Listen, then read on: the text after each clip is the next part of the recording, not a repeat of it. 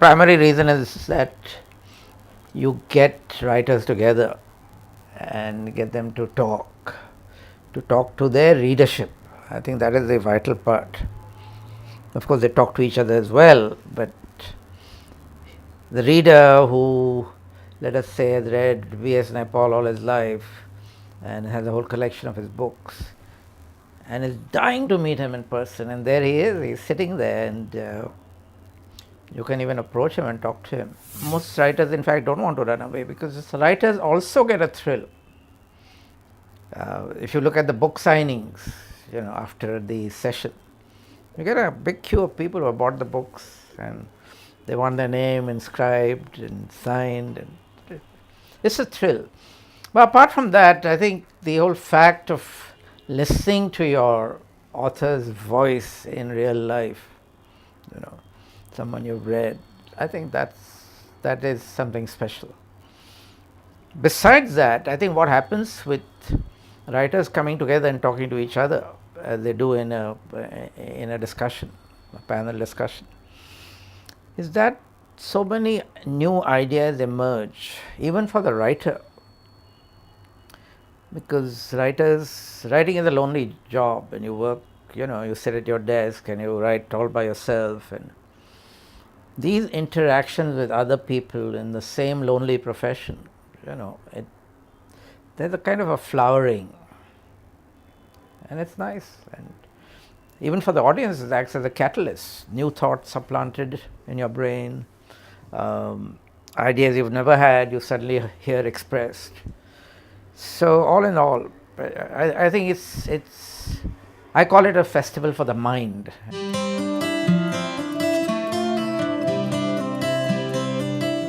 Number of people attending has been going up every year. It's quite amazing, actually. I think we started with 10 to 12,000, went up to 15, 20, 25,000 people. That's what we're expecting. We get full houses quite often.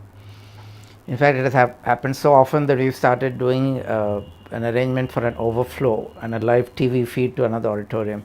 So we've taken the adjoining Godrej Theatre. We put up a big screen.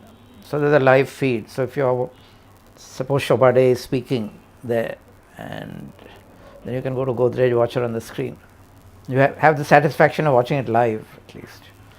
Then at the Tata Theatre, which is a biggie, where we have our evening performances, and that's about 1,200 seats. It just depends, and we try and put the big showstoppers there. We've had full houses there. I remember in the very first year, we had Shashi Tharoor and Thomas Friedman, and this was not a performance, they were talking, and all the seats were full. There were 200 people outside who were getting so mad. I said, what can I do?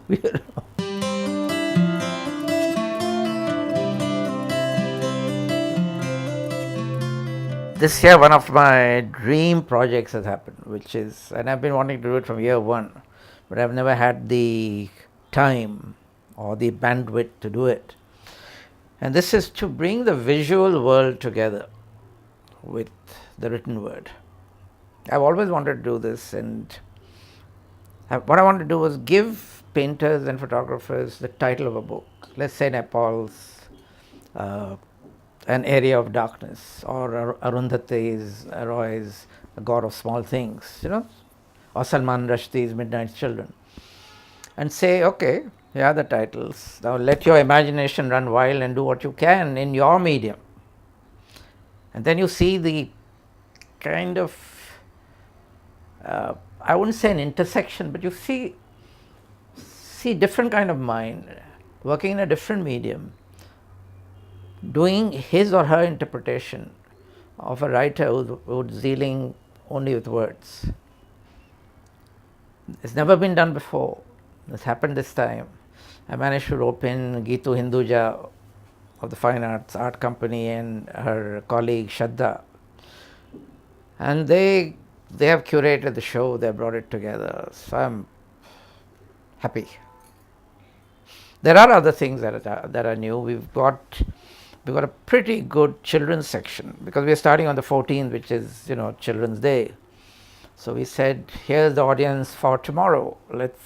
Let's give them something. And we got people who write for children. We got 2 people from England who do wonderful storytelling. The other thing, again, something which I've wanted to do, which is happening this year, is a debate. We got high-powered people. We got, as the moderator, we got Nick Gowing of the BBC, and he does a lot of these. So, and then the motion is India has blown it. Okay, and for the motion, we got Lord Meghnad Desai and James Hastill, who's political editor of The Economist. And against the motion, we got Manishankar Iyer and R. Gopalakrishnan, of executive director of Tata Sons and an author now. So it should be lively. I was not going to have audience participation actually, because I thought the level of the arguments of these 4 people would be so high, and then you get the audience, and then you're always on tenterhooks because you don't know. You got maybe 500 intelligent people, and one who is a dud, he's the one who gets up and asks the stupidest question possible. That you don't want to happen. But Nick Gowing wrote to me and said, no, we must have the audience, because whenever he has done it, he says it adds another dimension. So there's interaction there going to happen. That's on the first evening.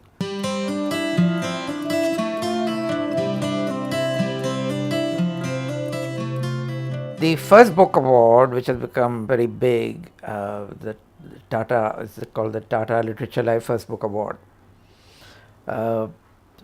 We've had it for the past 2 years, and the first year, Siddharth Mukherjee, who wrote The Emperor of All Maladies, and it went on to win the Pulitzer. And this last year it was Ruchir Sharma. It's called Breakout Nations, and that became a big bestseller. Both, of course, were non-fiction books, not out of design. It just that they were the outstanding books. But we felt, and with the jury, we felt that it's like really comparing apples and oranges. The old phrase that if you're fiction and non-fiction, it's tough to choose one book out of these completely different categories. So we said, okay, let's put it to Tata. They said, done, we'll have 2 awards. Best first book in fiction and best in non-fiction. We've got very good entries. And the other one is of course, the Lifetime Achievement Award, which is called the Landmark Literature Lifetime Achievement Award. This was again started 2 years ago. Maheshwata Devi was the first recipient. And I still remember, anyone who was there in that auditorium will remember that moment when she was wheeled in a wheelchair. And she never goes out of Calcutta now, but she said she was coming here. And spontaneously the audience rose up and wouldn't stop applauding. So much so that she started crying. And then she said a very touching thing. She said, "You've given me this check. It's a check of 5 lakhs, which is quite a good amount." She said, "This is for my slum children." Next year it was V.S. Naipaul. The only thing common between them, of course, is that they're great writers. They're both also in wheelchairs. That's not a precondition for the award, by the way. But he came. And again, we had this incredible moment at the Tata Theatre. He was talking to Farrukh Dhondi, who knows him personally and also has read everything. So it was a very, very intelligent kind of discussion about his whole body of works, starting right from the first book to the present, and about his life also, about his cat. And that was a surprising soft side of Naipaul. They apparently mourned the death of his cat for days and weeks. But the moment that came was when Farrukh asked him about, I think, the house for Mr. Biswas, which is really based on his own life and his father, his relationship with his father, which was troubled.